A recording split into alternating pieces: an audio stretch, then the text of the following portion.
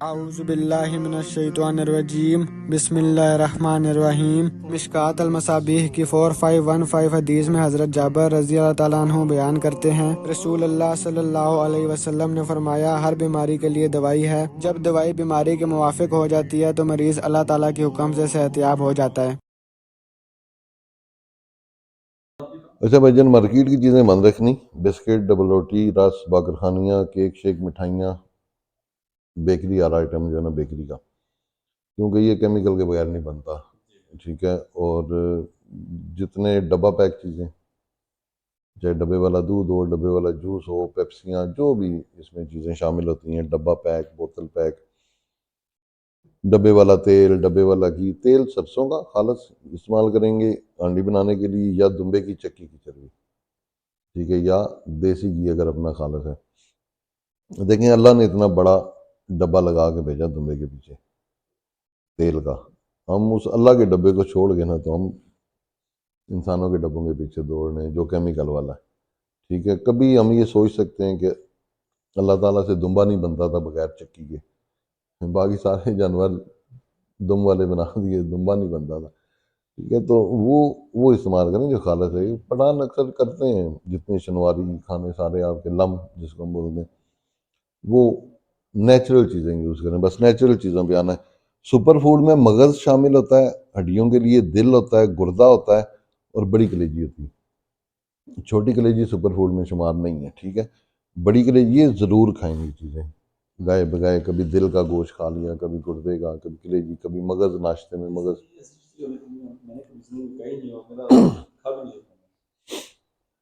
खा नहीं सकना और चीज़ें चलो ज़िंदगी में खाई नहीं, वो तो समझ में आती है। हर फैमिली में अपना एक हिसाब किताब चल रहा होता है ना, कोई क्या खाते हैं, कोई क्या खाते हैं, लेकिन ये नेचुरल सुपर फूड है। ये चार चीज़ें सुपर फूड में शामिल हैं हलाल।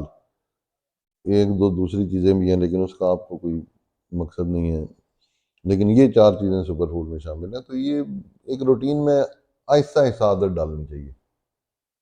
जैसे गुर्दे हैं या कलेजी, आप इसका कीमा बना लें। ठीक है। कीमा बना के अपने नॉर्मल कीमे में थोड़ा सा मिक्स कर लें, उसी का कबाब बना लें, सीख कबाब बनाएं, कोफ्ते बना लें। ठीक है। सब्जी में मिक्स हो सकता है, किसी सब्जी में भी अगर आप इसका थोड़ा सा कीमा मिक्स करेंगे, वो नज़र भी नहीं आएगा गया किधर, लेकिन आपकी बॉडी की एक एक्सेप्टेंस डेवलप होती जाएगी।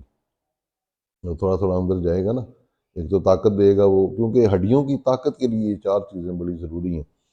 सुपर फूड से हट के फिर ऐसी चीज़ें हैं जैसे यखनी होती है हड्डियों की, नली वाली हड्डियाँ लें, उनकी यखनी बनाएं, वो बड़ी ज़बरदस्त ताकतवर होती है, लेकिन बहरहाल सुपर फूड में शामिल नहीं है। फिर आपके पाए, वो बड़े अच्छे होते हैं। हाँ, जो मुर्गी के पंजे होते हैं, देसी मुर्गी के, शेवर के नहीं, ये ध्यान में रखिएगा, किसी भी सूरत में शेवर नहीं, देसी मुर्गी, खालस देसी मुर्गी, तो वो उसके पंजे सुपर फूड में शामिल होते हैं। ठीक है। अदरवाइज ये आम शेवर नहीं, किसी भी सूरत में नहीं। बाकी कोशिश करके आप पाए खा सकते हैं, हड्डियों की यखनी सुबह शाम पिएं, ये तो मौसम है यखनी का।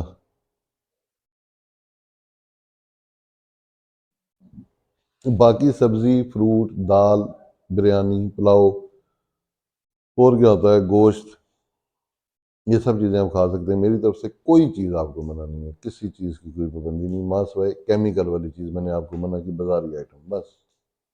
चीनी की जगह गुड़ यूज़ करें हमेशा, वो आपको फ़ायदा देगा। तेलों में तेल सरसों का या दुम्बे की चक्की की चर्बी, ये इस्तेमाल करें, ये भी आपको हमेशा फ़ायदा देगी। जो चक्की की चर्बी यूज़ करते हैं उनको शुगर भी नहीं होती, ये भी ध्यान में रखिएगा। ठीक है। शुगर का सबब ये, हाँ, दुम्बे की जो चक्की की चर्बी होती है, ये 24 घंटे बाद हजम होती है ना, इसको भी स्टडी का, आप देखें, पढ़े लिखे लोग हैं, आप इन चीज़ों को स्टडी करें, आपका ज़्यादा जहनी तौर पे आप फ्रेश हो जाएंगे, और अच्छे तरीके से मेरी बातें आपके समझ में भी आ जाएंगी, आप उस पर अमल भी कर सकते हैं। ये 24 घंटे में हजम होती है जाके, जो चीज़ 24 घंटे में जाके हजम होती है ना भाईजान, वो वैसे ही निकल जाएगी।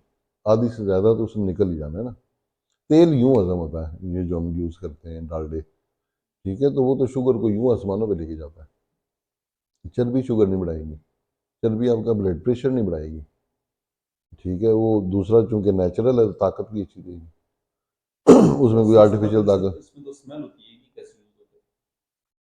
देखें, स्मेल तो नहीं होती, हम तो उसको फ्रेग्रेंस बोल सकते हैं। ठीक है। स्मेल नहीं होती, ऐसा कोई इशू नहीं है। वो डिपेंड करता है कि आप, अब लोगों को तो शेवर में से भी स्मेल नहीं आती, मुझे आती है। कभी हम लोग नहीं बनाते, कम बनाते हैं, कभी हांडी बन जाए घर में तो मुझे ऐसा लग रहा था घर में बिट्ठों की बदबू फैल रही। ठीक है, मैं अंडा नहीं खा सकता वो शेवर का, देसी अंडे जितने मर्जी खिलाएं मैं खा लूँगा। दूध में डब्बे वाला उसकी चाय मेरे से नहीं पीनी होती, यानी यहाँ से अंदर ही नहीं जाएगी। ऐसे कब करता हूँ साथ ऐसे झटका लगता है मुझे, ये पोजीशन होती है। लेकिन देसी दूध जो है, ये इन सब चीज़ों के लिए थोड़ी थोड़ी ना आजकल के दौर के हिसाब से इन चीज़ों के लिए स्ट्रगल करनी पड़ती है। और वजन आप कुर्सी अपनी फ़ौरन चेंज करें, ठीक है, कुर्सी फ़ौरन चेंज करें बैठने वाली। मैं ऑफिस चेयर लें आम सिंपल सी, थोड़े दिन वो यूज़ करें। उसकी वजह ये होती है कि फ़र्ज़ किया जो एंगल आपके बैठने का बन रहा है ना उसमें 5% 10% का फ़र्क आ जाए, ताकि जिन मोरों पे पहले जोर पड़ रहा है ना उन पे ना पड़े। ठीक है, और रोज़ाना उल्टा लेट के, रोज़ाना यानी खाना खाने से पहले या खाना खाने के 4 घंटे बाद उल्टा लेट के आपने सिर्फ ये एक्सरसाइज करनी कि अपने आप को यूं उठाना है, बस ये इतना धड़ यूं, बस और कुछ भी नहीं।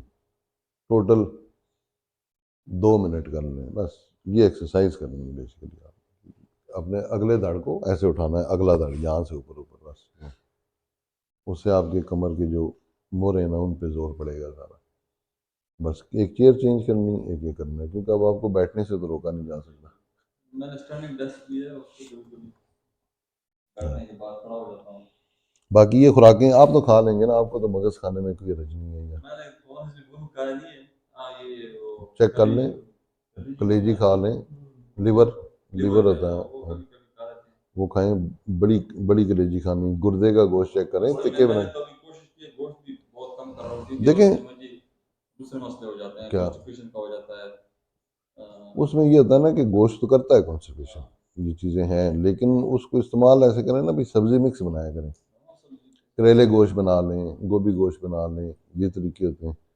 ठीक है, या अगर आपने वैसे गोश्त कढ़ाई गोश्त खाना है तो उसमें आप थोड़ी सी सलाद का इस्तेमाल बढ़ा लें, या फ्रूट कोई 1 या 2 सेब रोटी से पहले ही खा लें, फिर आप कढ़ाई गोश्त खाएं, कभी भी कब्ज़ नहीं होगी आपको। ठीक है, कढ़ाई कब्ज़ करती है, फिर यखनी वाला गोश्त बनाया जा सकता है, शोरबे वाला, वो भी कब्ज़ नहीं करता कभी भी, लेकिन कढ़ाई करेगी कब्ज़ तो होता है। चावल करेंगे, बिरयानी वगैरह पुलाव ये कब्ज़ करते हैं।